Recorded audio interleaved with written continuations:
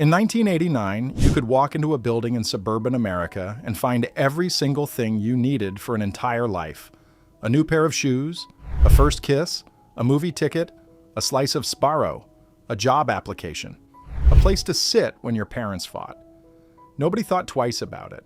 This was simply where life happened. But somewhere between the food court and the fountain, between the Orange Julius and the Sam Goody, something quietly went wrong. The escalators kept moving, the muzak kept playing, and one by one, without ceremony, without warning, the lights began to go out. This wasn't just a place to shop.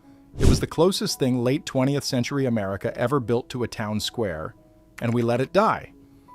Tonight, we're going to prove something uncomfortable. That the American Mall, in its golden moment, was as close to architectural and social perfection as this country has ever come. This isn't a video about nostalgia. Not really. Today, you're going to see 7 pieces of evidence, 7 specific documented design choices that prove the indoor American Mall wasn't just a shopping center. It was a quietly genius work of urban planning, a climate-controlled village, a teenage rite of passage, a place that solved problems we didn't even know we had. By the end of this video, you'll understand why we keep coming back to dead mall footage at 2 a.m., why a generation that grew up in cul-de-sacs feels homesick for a building they haven't walked into in 20 years. And you'll see exactly what we lost when the doors closed for the last time. Picture this. It's a Saturday afternoon in October 1992. You're 14 years old. Your mother just dropped you off at the south entrance and said the words every kid that decade lived for. I'll pick you up at 5. You walk through those automatic doors and the world changes. The temperature is exactly 72 degrees. The light is soft and even. There are no windows, but there's a skylight 3 stories up, letting the sun in through frosted glass. The air smells faintly of soft pretzels and Auntie Anne's cinnamon. There's a fountain in the middle, coins shimmering at the bottom. A koi pond, somehow, in the middle of Ohio.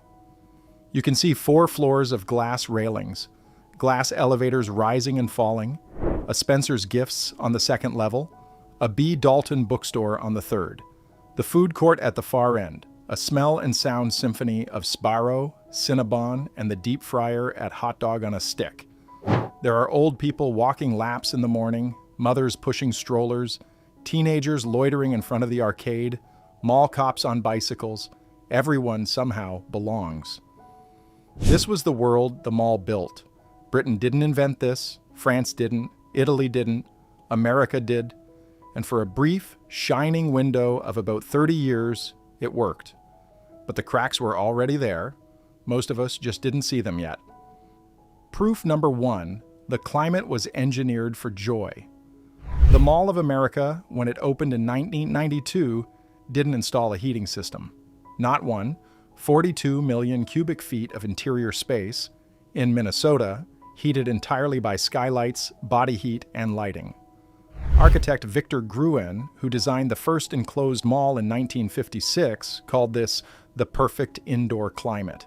72 degrees, year-round, no wind, no rain. The mall didn't just shelter you from the weather, it abolished it. Proof number 2, it was the only place a teenager was allowed to be a person. Think about this carefully. In 1990, where could a 13-year-old go? Not a bar, not a coffee shop, those barely existed. Not their friend's house if their parents weren't home. The mall was the only public space in suburban America where a teenager could exist without supervision, spend their own money, and figure out who they were.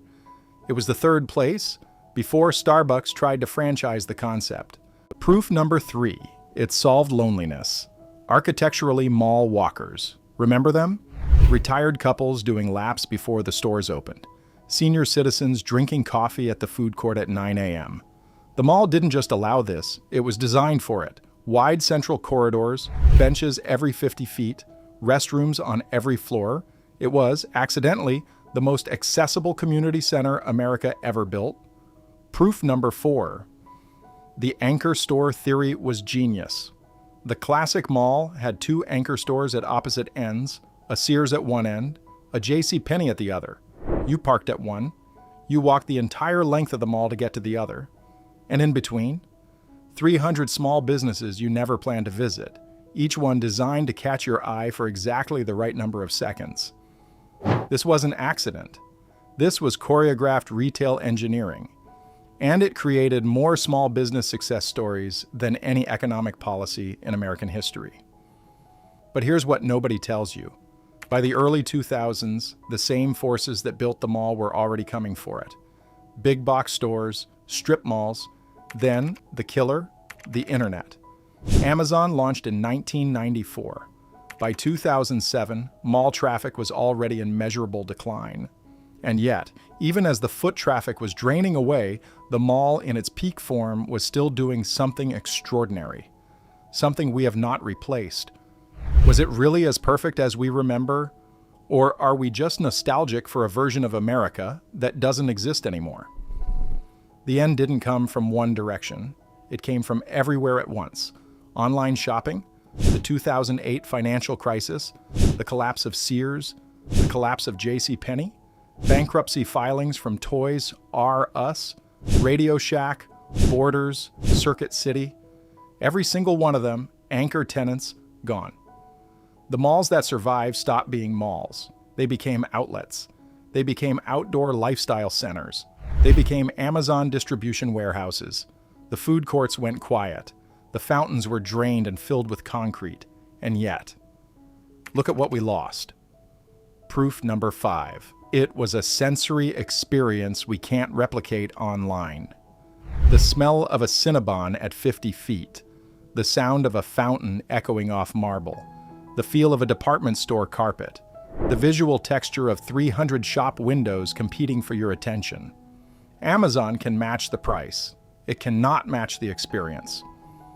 We didn't just lose a place to shop. We lost an entire sensory category that suburban America had quietly built into its daily life. Proof number 6. It made random encounters possible. You ran into your old teacher. You bumped into your ex. You saw a kid from your high school working at Sam Goody.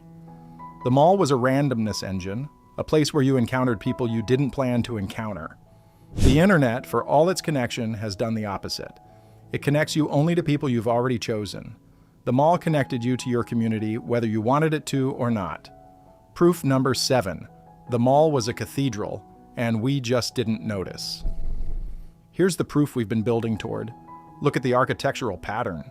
Soaring central atrium, light streaming down from above, echoing acoustic spaces, symmetrical wings, a central focal point, the fountain, where people gathered, long passageways lined with smaller spaces, seating throughout, open to anyone who walked through the doors.